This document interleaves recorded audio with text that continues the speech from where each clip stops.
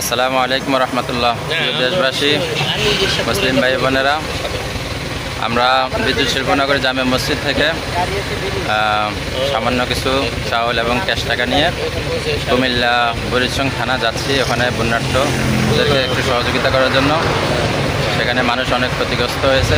আমরা লিস্ট করে কিছু ক্যাশ টাকা হাতে হাতে দেব। এটা উদ্যোগ নিয়েছি বিদ্যুৎ শিল্পনগরী মসজিদ থেকে। আপনাদের সহযোগিতায় আমরা সেখানে যাচ্ছি। এখন আছি নিমসার বাজারে, কুমিল্লা নিমসার বাজারে।